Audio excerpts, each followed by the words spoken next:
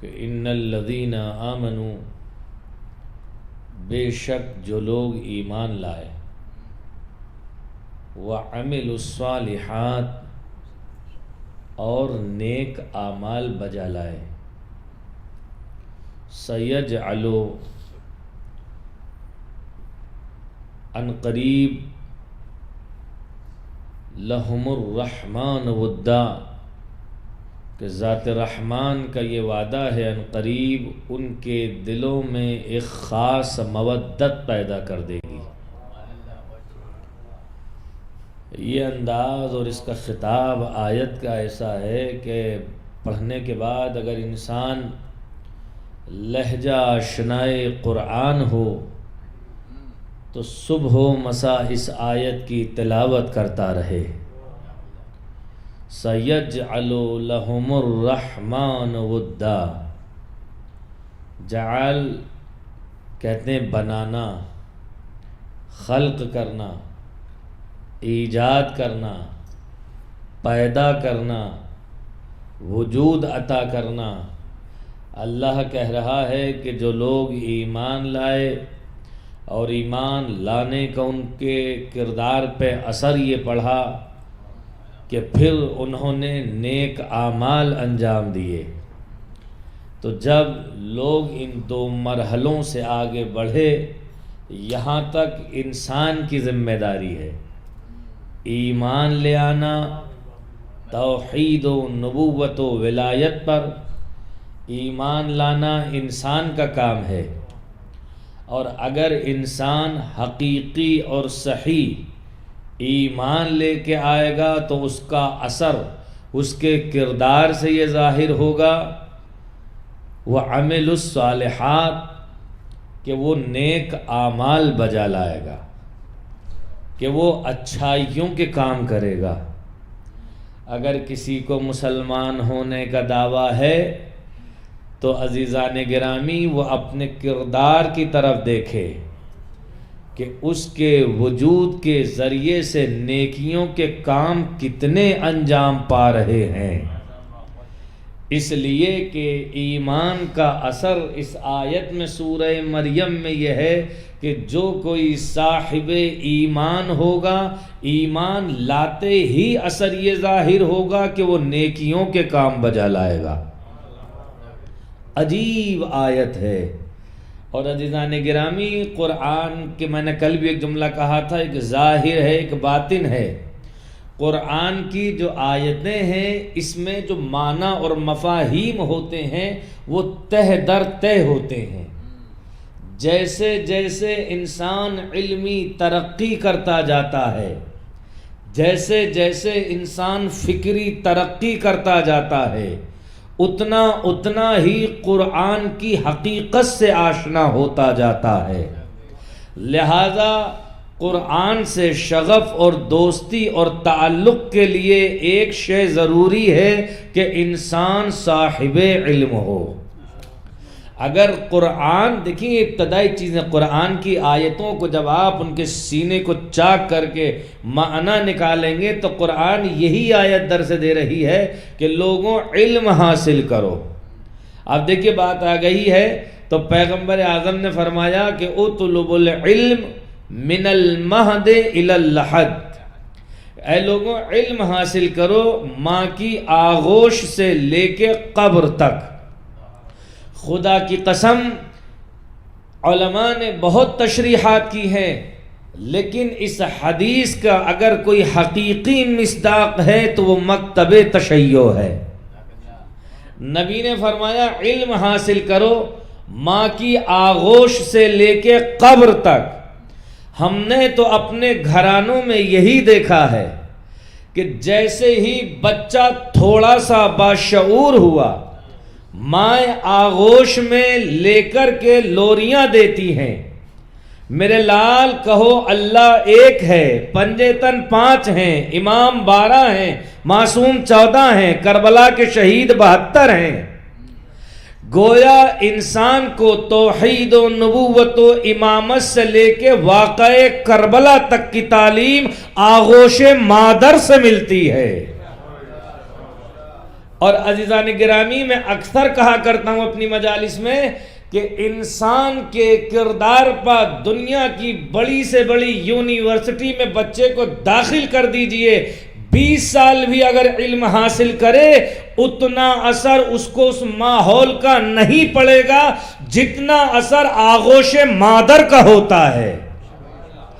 اس لیے کہ ماں ابتدا میں جو آغوش میں کیا فرمایا تھا نبی نے، علم حاصل کرو، ماں کی گود سے لے کے لحد سے لے کر کے، توجہ فرمائیے گا، لحد تک، اطلب العلم من المہد، علم حاصل کرو ابتدا سے لے کے قبر تک، لحد تک۔ اور عزیزان گرامی میں نے مصداق دیا، مکتب تشیع میں یہی ہوتا ہے کہ بچہ ابھی بالغ الفکر نہیں ہے، باشعور نہیں ہے، ابھی کلام کرنے پہ قدرت نہیں رکھتا، لیکن مائیں سب سے پہلے توحید کا تعارف کراتی ہیں، سب سے پہلے نبوت کا تعارف کراتی ہیں، سب سے پہلے امامت کا تعارف کراتی ہیں۔ اب حدیث کا آگے کا ٹکڑا دیکھیے، الی الحد، قبر تک علم حاصل کرو۔ عزیزان گرامی کل بھی میں نے عرض کیا تھا، چھوٹی چھوٹی باتیں ہیں کہ موت نام ہے روح اور جسم کے اتصال کے ختم ہو جانے کا، لیکن نبی نے کہا کہ قبر تک علم حاصل کرو۔ عزیزان گرامی قبر کی منزل تب آتی ہے جب انسان کے جسم میں حرکت نہیں رہتی۔ قبر کی منزل تب آتی ہے، پوری توجہ رکھیے گا، جب انسان نہ بولنے پر قادر ہے، نہ حرکت ہے بدن میں، نہ چل سکتا ہے، نہ دیکھ سکتا ہے، لیکن میرے پیغمبر کا ارشاد بھی غلط نہیں ہو سکتا۔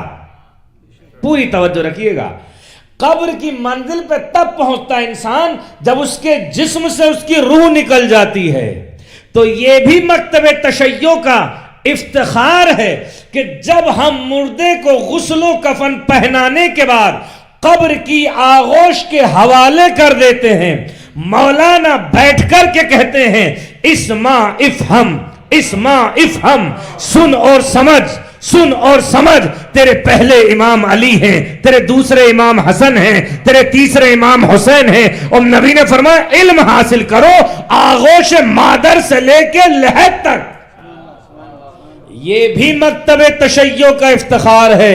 اس حدیث کا مصداق اگر کوئی ہے تو مکتب تشیع ہے کہ جب جسم اور روح کا اتصال ختم ہو جاتا ہے، ہم وہاں بھی اس قبر میں لیٹے ہوئے انسان سے کلام کرتے ہیں کہ بھول نہ جانا اب دنیاوی رشتے ختم ہو رہے ہیں، اب ولایت کی عظمت ظاہر ہوگی، اب تیری قبر میں وہ آئے گا دنیا میں جس کا کلمہ پڑھ رہا تھا۔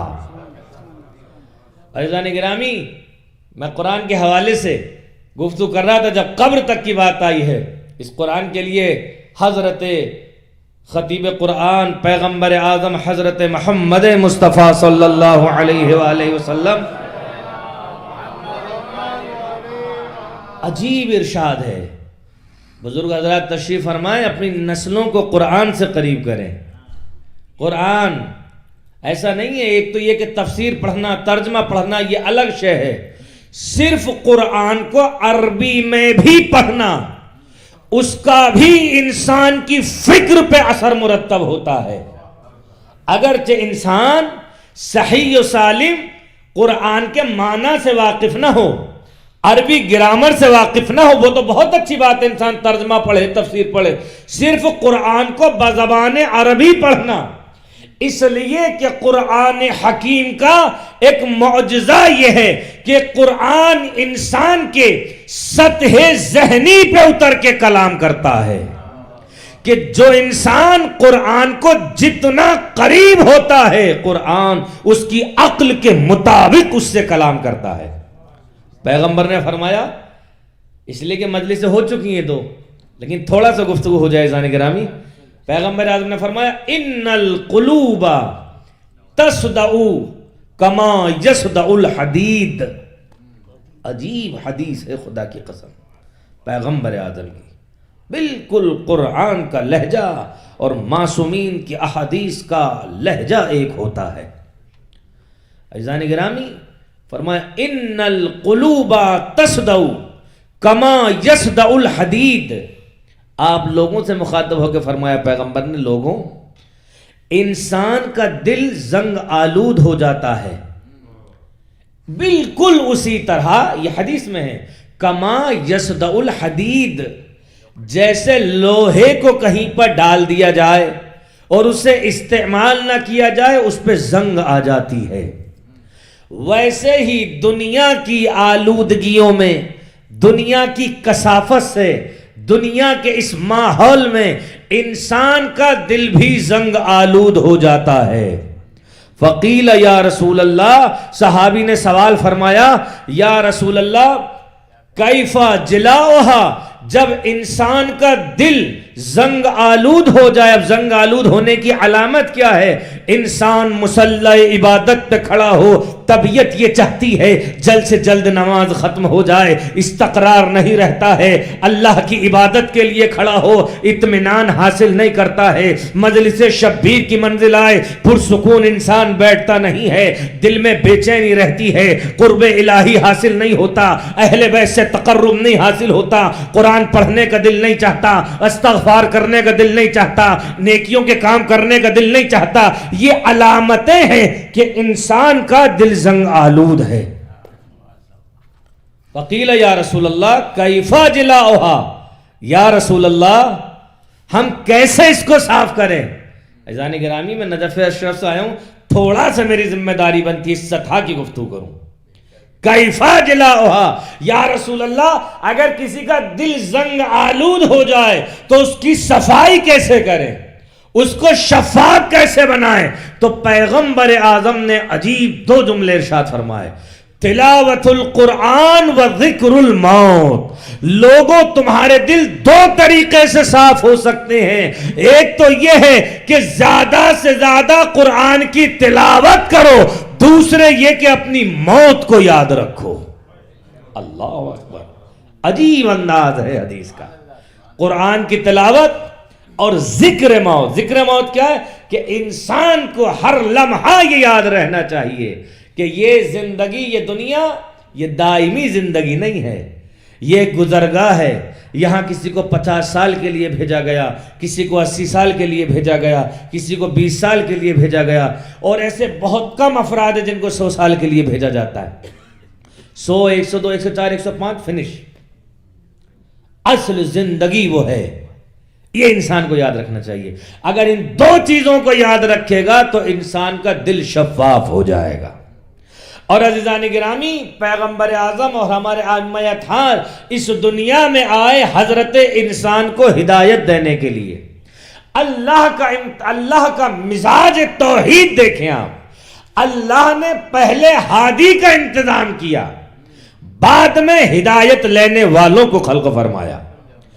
حضرت آدم ابو البشر، دنیا کے سب سے پہلے انسان، اللہ چاہتا تو ان کو ہدایت لینے والا بنا کے بھیجتا، لیکن خداوند عالم نے پہلے ہی انسان کو ہادی بنا کے بھیجا، اور صرف ہادی بنا کے نہیں بھیجا بلکہ اپنے پیغمبروں پر کتابیں بھی نازل کی۔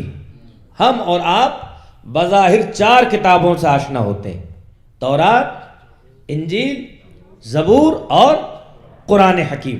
لیکن عزیزان گرامی، اگر آپ تاریخ کا مطالعہ کریں، اللہ نے سب سے پہلے انسان کو بھیجا، حضرت آدم علیہ السلام کو۔ حضرت آدم علیہ السلام پر 10 صحیفے نازل فرمائے، ایک کتاب نہیں، 10 کتابیں نازل فرمائی۔ منزل اور آگے بڑھی، جب منزل آگے بڑھی عزیزان گرامی، اب زمانہ آیا حضرت شیس علیہ السلام کا۔ آپ روایتیں پڑھیں، جناب شیس علیہ السلام کا زمانہ آیا تو جناب شیس علیہ السلام پہ 30 صحیفے نازل فرمائے۔ اللہ اکبر، دیکھیں ہادی کے ساتھ ساتھ کتاب بھی بھیج رہا ہے پروردگار عالم، آئین حیات، آئین زندگی ان قوموں کے لیے خداوند عالم بھیجتا رہا، سلسلہ آگے بڑھا۔ حضرت ادریس علیہ السلام، بہت زیادہ طولانی نہیں کروں گا گفتگو کو، توجہ رکھیے گا۔ حضرت ادریس آپ جانتے ہیں خیاطی کا کام کرتے تھے۔ مسجد سہلہ آپ اعمال بجا لاتے ہیں، وہاں مقام ہے، مقام نبی اللہ ادریس، وہی وہ مقام ہے جہاں کوفے میں نبی اللہ ادریس خیاطی کا کام کرتے تھے۔ عزیزان گرامی حضرت ادریس پر 50 صحیفے نازل فرمائے، زمانہ بڑھتا گیا، حضرت ابراہیم کی منزل آئی. آپ نماز عیدین میں سورہ سبح حزمہ کی تلاوت کرتے، سورہ اعلیٰ، اس میں صحف ابراہیمیہ کا تذکرہ ہے. اللہ نے 10 صحیفے حضرت ابراہیم پہ نازل فرمائے. اب منزل آگے بڑھی، تورات حضرت موسیٰ کو دی، انجیل حضرت عیسیٰ کو عطا فرمائی، زبور حضرت داؤد کو دی، قرآن قلب پیغمبر اعظم پہ نازل فرمایا. عزیزان گرامی میں گفتگو کو بہت آگے لے جانا چاہتا ہوں. اب جب قرآن نازل ہوا، 1 منٹ اور بہت جلدی گفتگو ہے، قرآن کو اللہ نے 2 کیفیتوں میں نازل کیا. قرآن کا جو نزول ہے، نازل ہونا 2 طریقے ہیں اس کے. بہت آسانی کے ساتھ بغیر علمی اصطلاحوں کے میں پیش کر رہا ہوں. 2 طریقوں سے اللہ نے قرآن کو نازل کیا. ایک طریقہ ہے نزول دفعی. نزول دفعی کا مطلب یہ ہے کہ اللہ نے مکمل قرآن ایک ساتھ نازل کیا. اور دوسرا طریقہ ہے نزول تدریجی، یعنی اللہ نے قرآن کو ٹکڑے ٹکڑے کر کے نازل کیا، آیتوں کی شکل میں نازل کیا. جیسے جیسے آل محمد رسول اور آل رسول عمل بجا لاتے گئے، ویسے ویسے قرآن کی آیتیں نازل ہوتی گئیں. یہ ہے قرآن کا نزول تدریجی. اور میں نے کہا نزول دفعی کیا ہے کہ قلب پیغمبر اعظم پر، ابھی آپ نے سورہ انا انزلنا کی تلاوت کی، شب قدر میں ایک ساتھ نازل کیا. اور پھر اسی قرآن نے کہا ہے کہ اگر یہ قرآن پہاڑوں پہ نازل ہوتا تو اس کا وزن برداشت نہیں کر سکتے تھے، پہاڑ ریزہ ریزہ ہو جاتے، ٹکڑے ٹکڑے ہو جاتے. اللہ رے عظمت قلب پیغمبر اعظم کہ جس نے وزن قرآن کو برداشت بھی کیا اور پھر اس کے بعد اس سلسلے کو آگے بھی بڑھایا. بس عزیزان گرامی، یہ جو میں نے آدم سے لے کر کے ابراہیم تک کے صحیفوں کا تذکرہ کیا اور پھر تورات و انجیل و زبور کا ذکر کیا، عزیزان گرامی جو کچھ ان تمام انبیاء کے صحیفوں میں اللہ نے پیغام نازل کیا، وہ سب کا سب جمع کر کے قرآن میں رکھا. اب مجھے سہارا لینا پڑے گا اسی مشہور روایت کا، لیکن میں تفصیل سے نہیں بیان کروں گا. اپنے دعوے کے لیے حضرت امیر تشریف فرما ہے، اس لیے کہ مجلس مکمل ہو ہی نہیں سکتی جب تک کہ تذکرہ علی نہ ہو جائے. جزاکم اللہ، اللہ آپ کی سماعتوں کو سلامت رکھے. عزیزان گرامی تشریف فرمائیں حضرت امیر کائنات جناب ابن عباس، کوئی عام شخصیت نہیں ہے.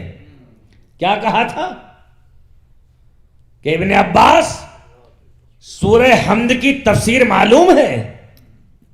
عزیزان گرامی جملے کی قدر کیجئے گا جو میں بات پیش کر رہا ہوں. ابن عباس کوئی عام انسان نہیں ہے، شاگرد رسول اعظم، خود شاگرد مولا علی، کوئی عام شخصیت نہیں ہے ابن عباس. اور یقیناً ابن عباس کما حقہ نہ صحیح، لیکن کافی حد تک سورہ حمد کی تفسیر سے واقف تھے. لیکن جب کہا مولا علی نے کہ آپ اس کی تفسیر سے واقف ہیں، جسارت نہیں کی ابن عباس نے کہ مولا کیوں نہیں جانتا. فرمایا اللہ کا رسول اور اس کا وسیع بہتر جانتا ہے. آپ علماء سے مستقل سنتے رہتے ہیں، مجھے پورا تفصیل سے نہیں بیان کرنا، اشارہ کرنا ہے. حضرت امیر کائنات نے تفسیر سورہ حمد بیان کی. روایتوں کا فقرہ ہے کہ صبح نمودار ہو گئی. عزیزان گرامی حضرت امیر نے فرمایا ابھی سورہ حمد کی تفسیر شروع نہ ہوئی تھی، علی بسم اللہ کی تفسیر بیان کر رہے تھے. حضرت امیر نے فرمایا ابن عباس تم کب تک سنو گے اور میں کب تک بیان کروں گا؟ مختصر اتنا سمجھ لو کہ اللہ نے جو کچھ ما سبق انبیاء، جو گزرے ہوئے انبیاء ہیں، آدم سے لے کے حضرت عیسیٰ تک کے پیغمبروں پر نازل کیا، ان تمام کتابوں کا علم قرآن میں رکھا. جو قرآن میں رکھا وہ سارا قرآن سمیٹ کے سورہ الحمد میں رکھا، اور جو کچھ سورہ حمد میں موجود ہے، سورہ حمد عام سورہ نہیں ہے عزیزان گرامی، معصومین کی تفسیر میں بیان ہوا ہے، اگر مردے پر پڑھ کے پھونک دیا جائے اور مردہ کلمہ پڑھتا ہوا کھڑا ہو جائے تو تعجب نہ کرنا. عزیزان گرامی، علی نے فرمایا جو سورہ حمد میں ہے وہ بسم اللہ کے اندر ہے. بھئی آگئی میری گفتگو. اور جو بسم اللہ میں ہے وہ بائے بسم اللہ میں ہے، اور جو بائے بسم اللہ میں ہے وہ اس نقطے میں ہے جو با کے نیزے ہے. اور پھر مولا نے فرمایا انا النقطۃ التی تحت البا. اے ابن عباس، جو بائے بسم اللہ کا نقطہ ہے وہ خود میں علی ہوں. اللہ اکبر. عزیزان گرامی، یہ روایت سنانا مقصود نہیں ہے. آج تو یہ چیزیں بہت آسانی کے ساتھ سمجھی جاتی ہیں. ایک چھوٹی سی USB لینے کے بعد کوئی بھی بچہ 10 لاکھ کتابیں کمپیوٹر سے کاپی کر لیتا ہے. اس وقت علی کہہ رہے تھے کہ ایک نقطے میں کل قرآن ہے، تو لوگوں کی سمجھ میں نہیں آ رہا تھا. آج جب عیسائی اور یہودیوں نے علمی ترقی کی اور ساری چیزیں ایجاد کر دی، آج ہر انسان اپنا ڈیٹا موبائل میں لیے پھر رہا ہے. لیکن حضرت امیر نے کہا وہ نقطہ میں ہوں. اور قرآن عزیزان گرامی، اب جو قرآنی پہ بات چل رہی تو تھوڑی سی دیر اور ہو جائے. قرآن کوئی عام شے نہیں ہے. لوگ کہتے ہیں خط فلاں اس نے لکھا اس نے لکھا.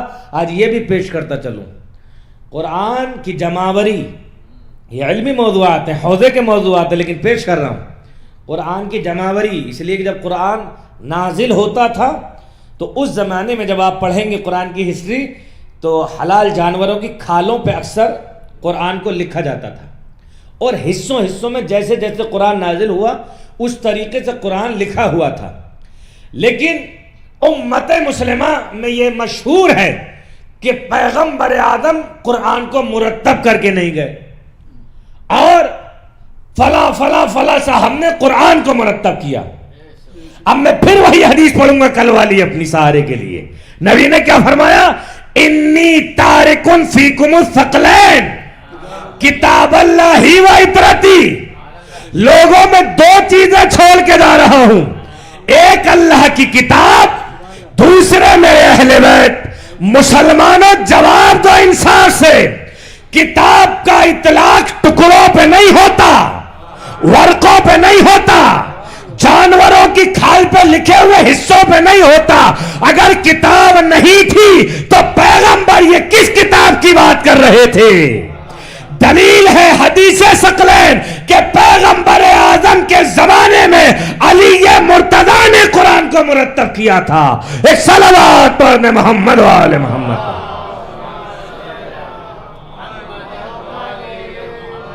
ایک اور صلوات پڑھیے محمد و آل محمد.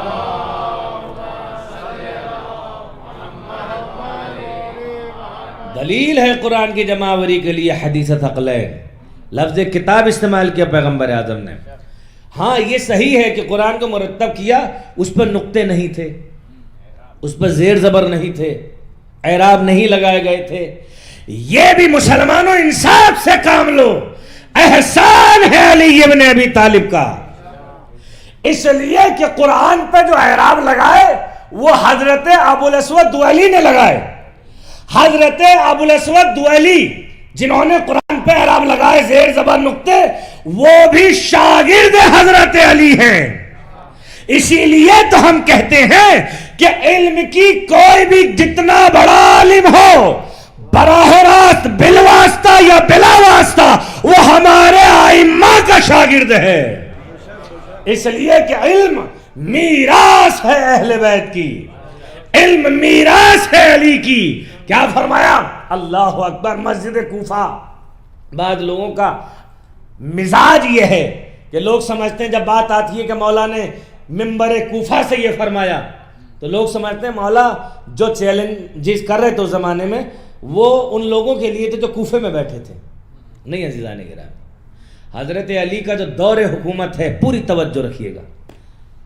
میں رسمن مجلس نہیں پڑھ رہا ہوں، ذہنوں میں رچا بچائیے گا جملوں کو. حضرت امیر کی جب دور حکومت کا جو رقبہ ہے، جو حصہ ہے، ہر ملک کی ایک سرحد ہوتی ہے. حضرت امیر کی جو حکومت تھی عراق کوفے سے لے کر ساؤتھ افریقہ تک مولا کی حکومت تھی. صرف دمشق شام کا تھوڑا سا خطہ جہاں امیر شام قابض تھا اور اس نے وہ حصہ نہیں چھوڑا بہرحال مولا تک جب خلافت آئی. اور آپ جانتے ہیں پوری جنگیں ہوئی اور جنگ صفین کا پورا واقعہ. لیکن عزیزان گرامی ورنہ کوفے سے لے کر کے شام ساؤتھ افریقہ تک حضرت امیر کا چیلنج آپ سنتے تو ہیں لیکن سوچیں، روح میں اتاریں. آج بڑے بڑے ترقی یافتہ ملک ہیں دنیا میں جن کو یہ دعوے ہیں کہ ہمارے پاس بہت زیادہ پاور ہے، طاقت ہے، لیکن ان ملکوں میں آپ کو نہ جانے کتنے لوگ ریڈ لائٹ پہ بھیک مانگتے ہوئے مل جائیں گے. نہ جانے کتنے لوگ ایسے مل جائیں گے کہ رات کو، جن کے ترقی یافتہ ممالک کی بات کر رہا ہوں میں، جن کے سروں پر سونے کے لیے چھت نہیں ہے، ان ملکوں میں آپ کو کتنے لوگ مل جائیں گے کہتے ہیں ہم کو کھانا دے دیجئے بھیک مانگتے ہوئے. اب ذرا سوچیں، علی کی حکومت عراق سے ساؤتھ افریقہ تک، یہ تشیع کا فخر ہے کہ ہم نے اپنا امام، اپنا قائد ایسے لوگوں کو مانا کہ میرے مولا نے چیلنج کیا کہ میرے دور حکومت میں ایک انسان اس وقت ایسا بتلاؤ کہ جس کے سر پر رہنے کے لیے چھت نہ ہو. اللہ اکبر. یہ چیلنج کوفے کے لیے نہیں ہے مولا کا، پورے دور حکومت میں ایک انسان ایسا دکھلاؤ کہ جو بھوکا سو رہا ہو، ایک انسان ایسا دکھلاؤ کہ جس کے ساتھ علی نے نا انصافی کی ہو. سوائے علی روئے زمین پر جب سے یہ حکومتوں کا نظام نافذ ہے کوئی دوسرا نہ ملے گا. اور جہاں تک علم کی بات ہے تو عزیزان گرامی آپ اتنا سنجیدہ نہ ہو جائیے، پوری معرفت سے سنیے کہ حضرت امیر کا آپ علماء سے سنتے ہیں، فرمایا سلونی سلونی قبل ان تفقدونی، لوگوں جو پوچھنا ہے پوچھو کہ میں زمین سے زیادہ آسمان کے راستوں سے واقف ہوں. عزیزان گرامی پیغمبر اعظم نے فرمایا کہ میری امت میں سب سے بہترین قاضی فیصلہ کرنے والے علی ہیں، علی سے بہتر کوئی فیصلہ کرنے والا نہیں. پھر پیغمبر نے فرمایا کہ میرے بعد سب سے بڑے عالم علی ہیں، علی سے بڑا کوئی عالم نہیں. لیکن عزیزان گرامی جو میں پیش کرنا چاہ رہا ہوں، علم و حکمت کو پوری توجہ کے ساتھ، علم و حکمت کو، دانشوری کو اللہ نے 7 حرفوں میں رکھا. آپ علم اعداد جب پڑھیں گے اللہ نے 7 حرفوں میں علم و دانش و حکمت کو رکھا. پیغمبر اعظم کی حدیث ہے کہ اللہ نے آدم سے لے کر کے اللہ اکبر حضرت عیسیٰ تک اور ان کے بعد کے پیغمبر استثناء اس سے، عزیزان گرامی آج تک اللہ نے ایک حرف کی حکمت پوری دنیا میں تقسیم کی. اللہ اکبر. پوری بیداری سنیے گا. اللہ نے علم کو 7 حرفوں میں رکھا، ایک حرف پوری دنیا میں تقسیم کیا، 6 حرف علی کے پاس رکھے اور اس کے بعد فرمایا اے اصحاب کرام اس ایک حرف میں بھی تکبر نہ کرنا، اس میں بھی عالمیت علی ابن ابی طالب کی ہے کہ اس ایک حرف میں بھی سب سے زیادہ علم علی کے پاس ہے. وہ ہے میرا مولا. علی نے کیا فرمایا؟ سلونی سلونی قبل ان تفقدونی. سوائے علی آج تک کوئی ایسا پیدا نہ ہو سکا کہ جو یہ چیلنج کر سکے. لیکن عزیزان گرامی اگر کسی نے کیا جو مسلمان پیش کرتے ہیں، سبط ابن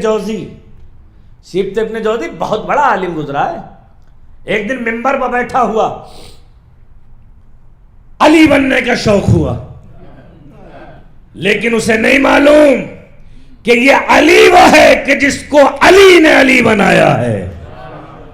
اس لیے کہ عزیزان گرامی وہ محمود تھا تو اس نے ان میں سے کسی کو محمد بنایا، وہ اعلیٰ تھا تو ان میں سے کسی کو علی بنایا، وہ فاطر السماوات تھا تو ان میں سے کسی کو فاطمہ بنایا، وہ محسن تھا تو ان میں سے کسی کو حسن بنایا، وہ قدیم الاحسان تھا تو ان میں سے کسی کو حسین بنایا، اسے سجدے کرنے والوں سے الفت تھی کسی کو سید سجاد بنایا، وہ علم پسند ہے کسی کو باقر العلوم بنایا، اسے سچ بولنے والے پسند ہیں کسی کو جعفر صادق بنایا، اسے اپنی مرضی پر چلنے والے بندے پسند ہیں کسی کو علی رضا بنایا، اسے تقوی پسند ہے کسی کو محمد تقی بنایا، وہ نقوت پسند ہے کسی کو علی نقی بنایا، اس نے اپنے لوگوں کی مدد کے لیے میدانوں میں جہاد کے لیے لشکر بھیجے تو کسی کو امام عسکری بنایا، اور وہ خدا ہے، وہ غائب ہے، نظر نہیں آتا تو کسی کو امام عصر بنایا۔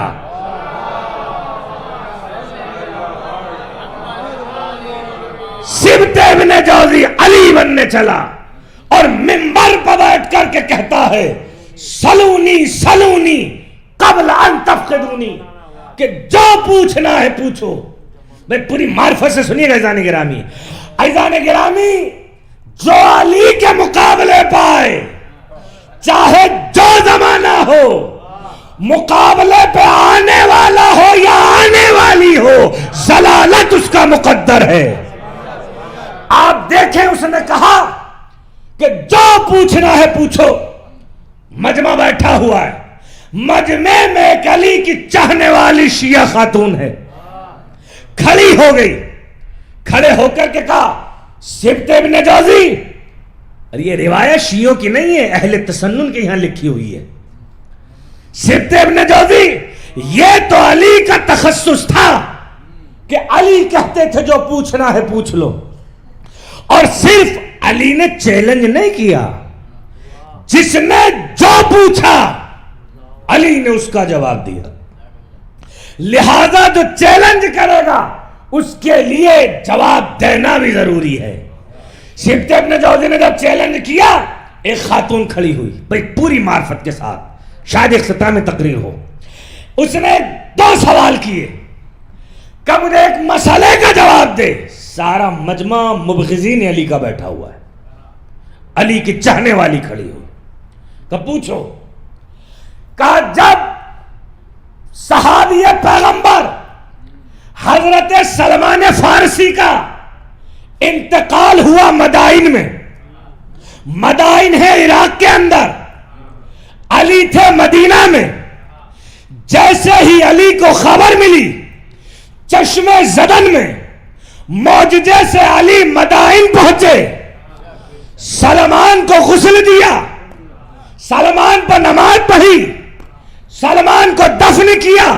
اب یہ الگ منزل ہے، بعض روایتیں ائمہ نے فرمایا ہر جگہ نہیں پیش کرنا چاہیے کہ جب مولا علی پہنچے سلمان کی میت رکھی ہوئی ہے، روایتوں کے فکر عزیزان گرامی صاحبان معرفت کے لیے علی داخل ہوئے، سلمان کی میت میں حرکت ہوئی سلام کرنے کے لیے، علی نے کہا سلمان موت طاری کر لے، علی کے آتے ہی سلمان کے جسم میں حرکت ہوئی کہ میرا مولا آ گیا۔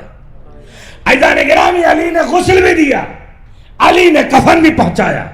اس کے بعد خاتون نے کہا علی مدینہ میں تھے، تمہارے تیسرے خلیفہ کا قتل ہوا، یہ تاریخ ہے دونوں کی، 3 دن میت کوڑے پر پڑی رہی، نہ کسی نے غسل دیا، نہ کسی نے کفن پہنایا، علی مدینہ میں موجود تھے، شریعت علی کے گھر سے چلی، احکام علی کے گھر سے چلے، ایک جگہ تو مدائن پہنچے سلمان کے لیے، یہاں مدینے میں میت پڑی رہی، دونوں میں یا تو علی خطا پر تھے یا پھر جو مرا تھا وہ غلطی پہ تھا۔ یہ گھبرایا جواب نہ دے سکا، مجبوری یہ ہے کہ علی کو بھی تو بظاہر ہی صحیح چوتھا تو مانتے ہی ہیں۔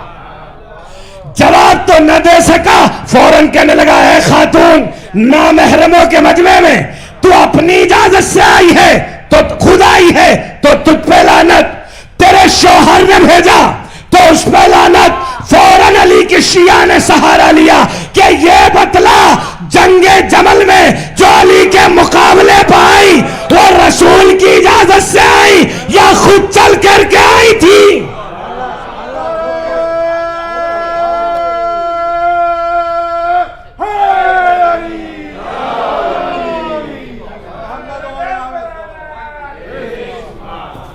عزیزان گرامی، جس نے علی کے مقابلے پہ چیلنج کیا شرمندہ ہوا، شرمندہ نہیں ذلیل ہوا اس دنیا میں۔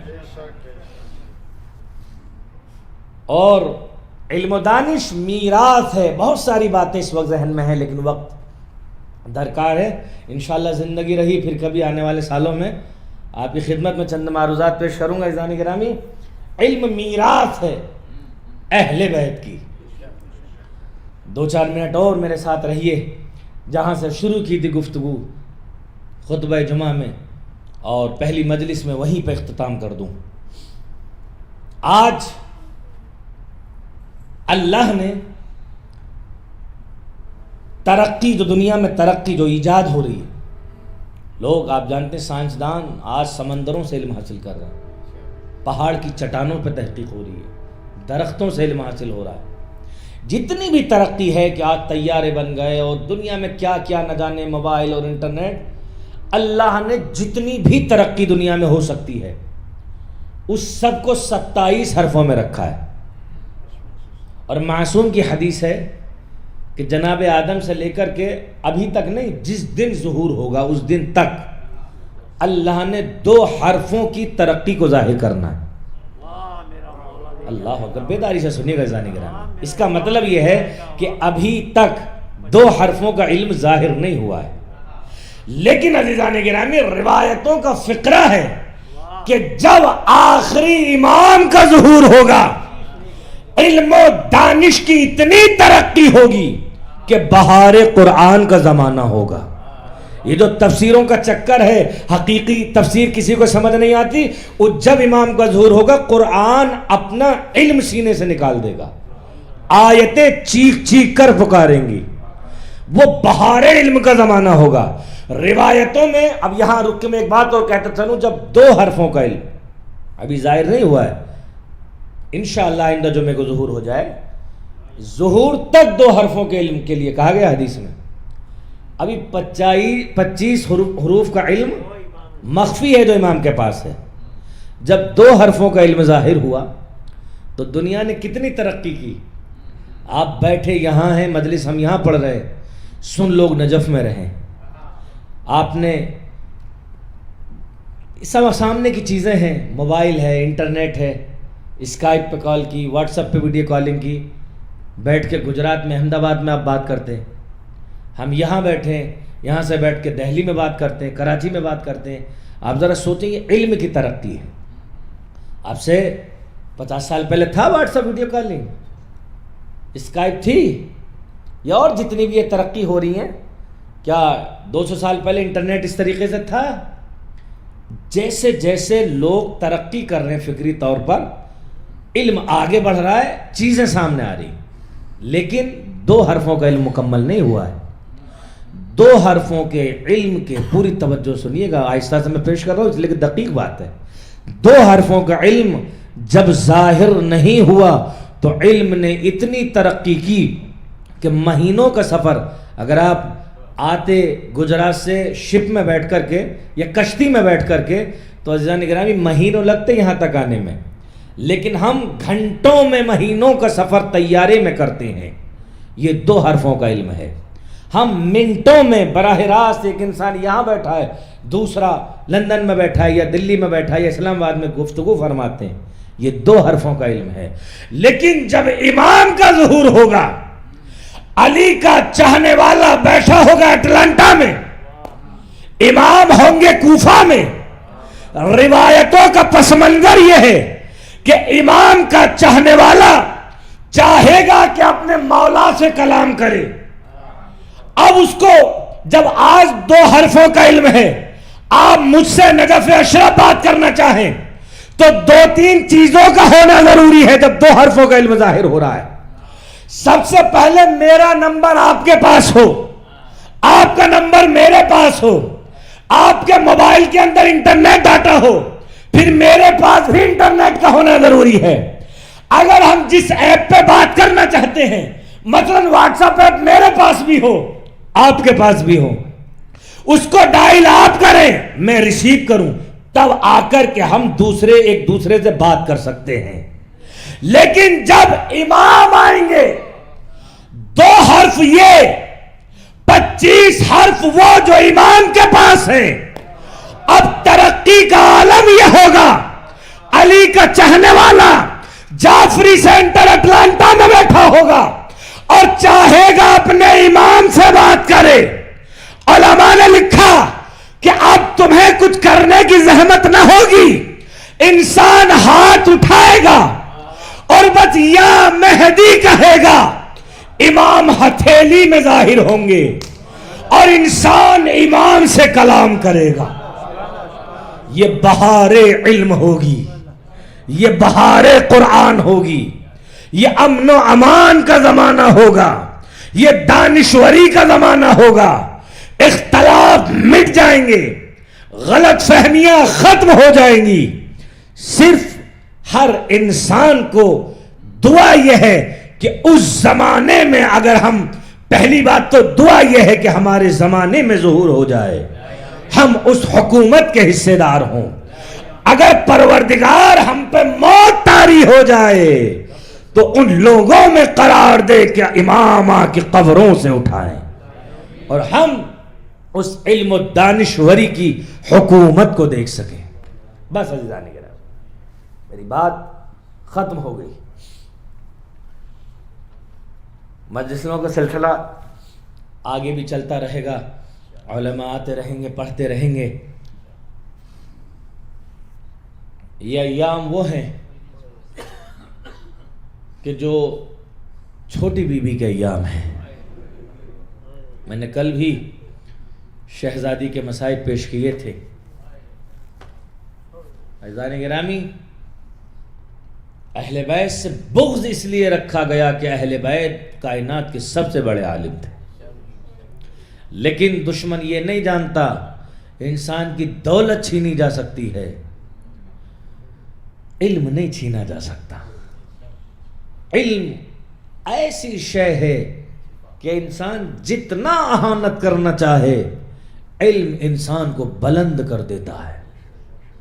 وقت نہیں ہے کہ میں چوتھے امام کے وہ خطبات اور حضرت زینب اولیاء مقام کے وہ خطبات پیش کروں کہ دربار یزید میں جب یزید حکومت کے نشے میں چاہتا ہے کہ نعوذ باللہ اہانت کرے, لیکن علم تھا اہل بیت کا کہ جب میرے مولا بولے ہیں تب پورے مجمع میں, یا جناب زینب نے جب کوفے میں اور شام میں خطبہ دیا ہے, روایتوں کا فقرہ ہے کہ بازار کوفہ میں بی بی خطبہ دے رہی تھی, لوگوں پہ ایسے سکتہ طاری تھا جیسے ان کی روح نکل گئی ہو.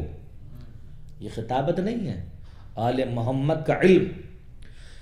گھوڑوں کے گلے میں جو گھنٹیاں تھیں جب جناب زینب نے خطبہ دیا ہے وہ ہلنا بند ہو گئی تھی, گویا جیسے نظام عالم رک گیا, صرف علی کی بیٹی کلام کر رہی تھی, لیکن علم تھا. چوتھے امام دربار کے اندر, چوتھے امام کھڑے ہوتے ہیں خطبہ دینے کے لیے. ایک مرتبہ یزید نے کہا بٹھا دو, خطبہ نہیں دیا جائے گا. امام کی زنجیروں میں ہاتھ ڈالا, سپاہیوں نے بٹھا دیا. امامت کو بٹھایا گیا تو زینب کھڑی ہو گئی. فرمایا دفاع امامت کی منزل ہے, امامت کو بٹھایا جا رہا ہے.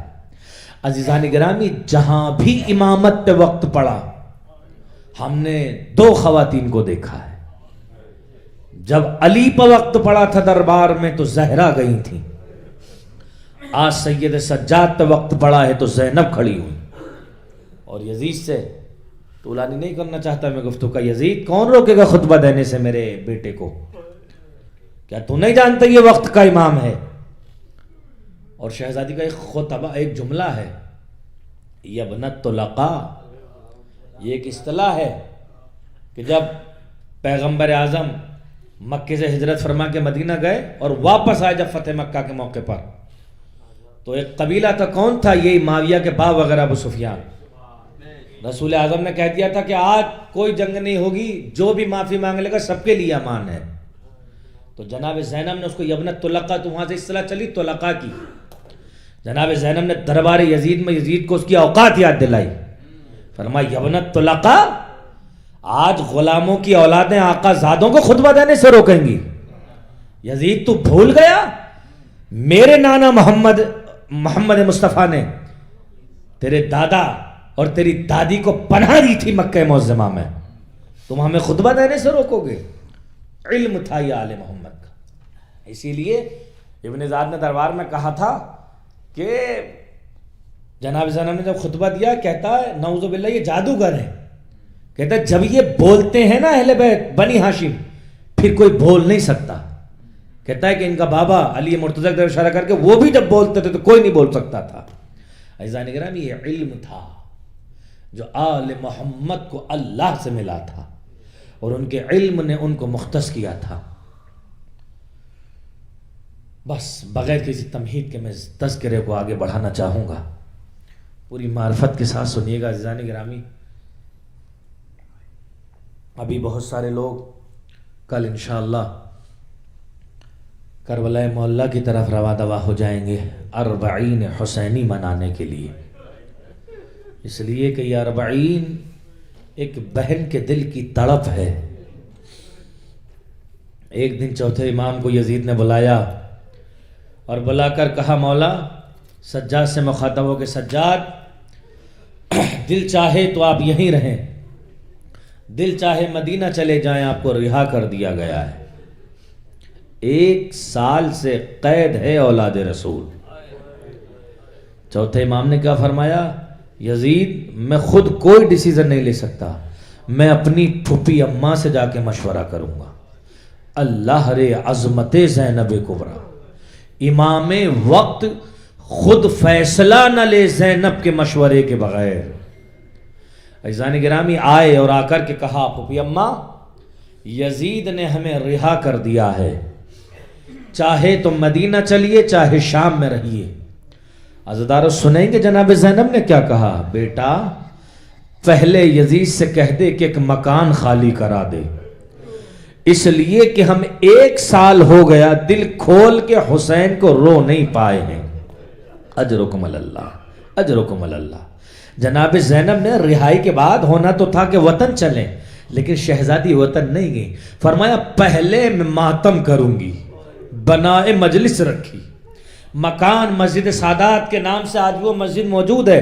جب آپ جناب سکینہ کی زیارت کے لیے جائیں گے باہر روڈ کی طرف نکلتے ہیں، بالکل زندان کے پیچھے نہر ہے، اس سے لگی ہوئی وہ مسجد ہے جامع سادات. وہاں میں رہا ہوں 3 سال. عزیزان گرامی اس مسجد میں مجلس ہوئی. ذرا سوچو، نہ کربلا میں ہم تھے نہ آپ تھے.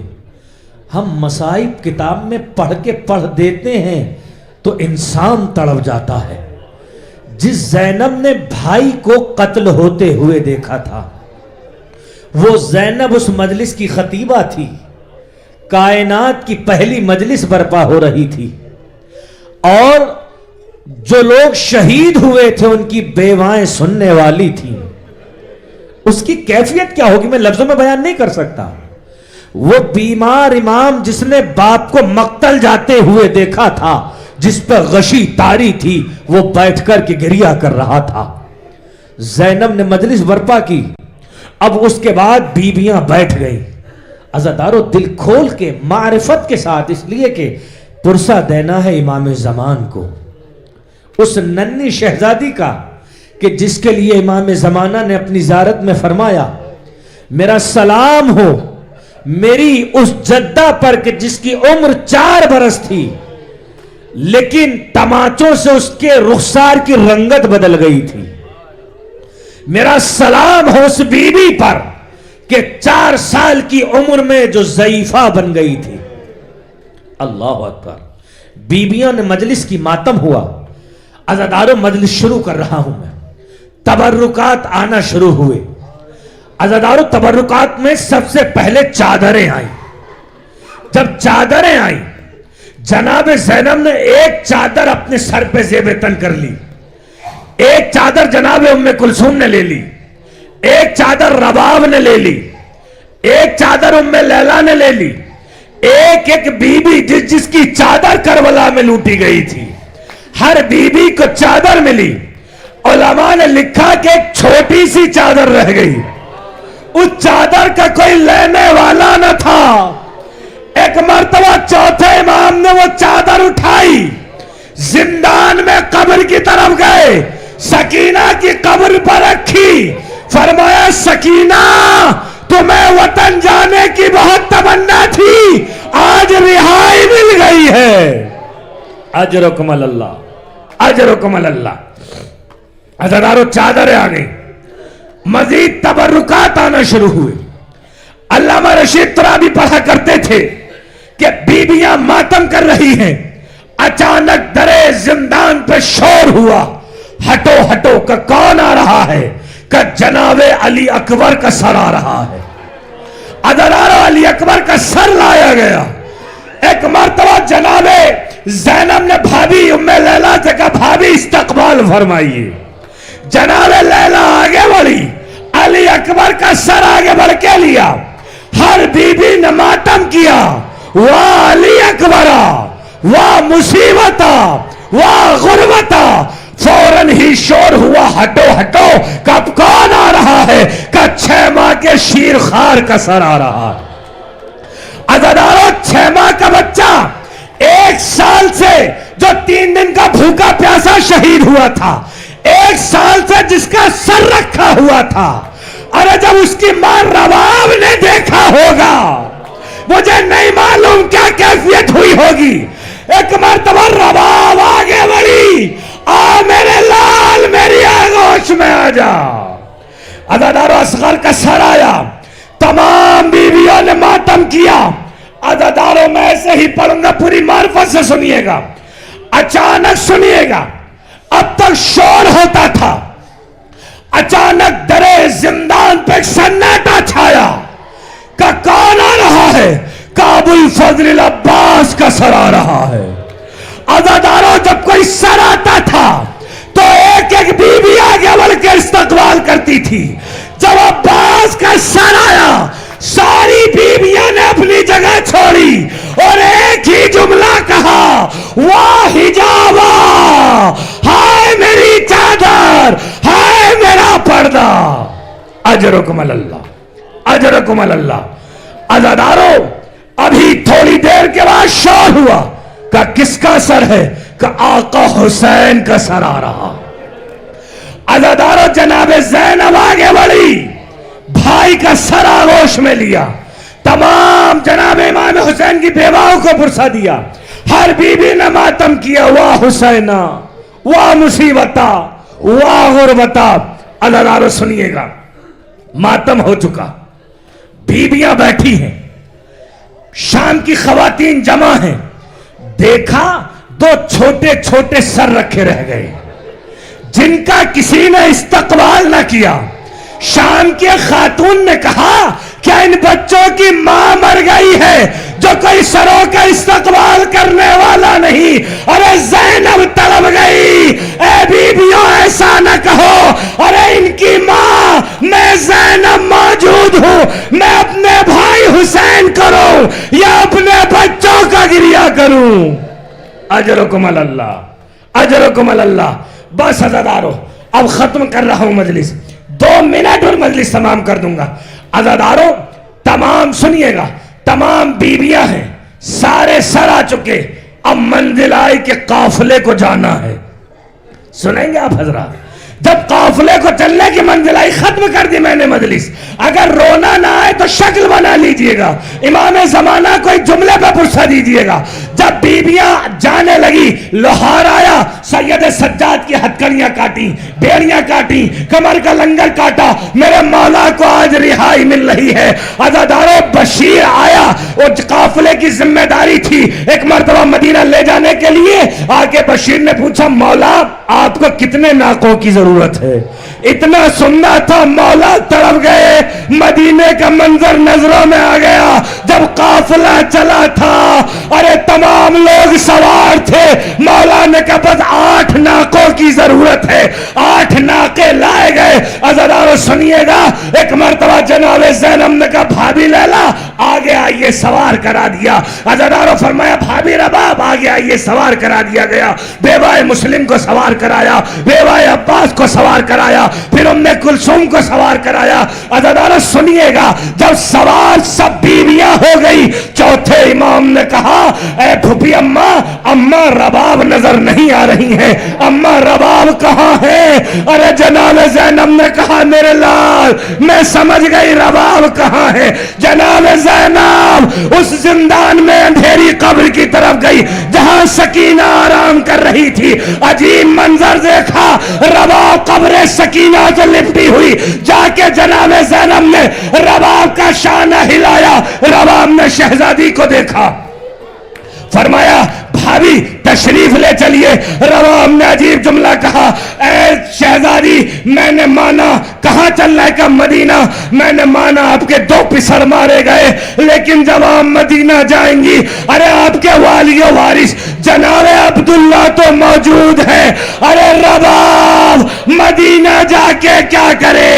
अरे जिसका असगर करबला में, जिसकी सकीना जिंदान में, जिसका शौहर करबला में। अज़ादारों जनाब ज़ैनब ने समझाया, ए भाभी इमाम वक्त का हुक्म है। जैसे चौथे इमाम का हुक्म सुना, रबाब सवार तो हो गई, दिल जिंदान शाम में रह गया। काफिला चलने लगा, शाम की खवातीन जमा थी। जनाब ज़ैनब ने कहा, ए बीबियों हम जा रहे हैं, लेकिन एक वसीयत है, चाहे नसीहत समझो चाहे वसीयत समझो। फरमाया हुक्म करो कि ये जिंदान नजर आ रहा है, इस अंधेरे में एक छोटी सी कब्र है। मेरी बच्ची को अंधेरे से बहुत घबराहट होती थी। हमारे मोहम्मद पर एक एहसान करना, जब सूरज गुरूब हो जाया करे एक छोटी सी शमा रोशन कर दिया करना, हम अहले बैत पे एहसान होगा।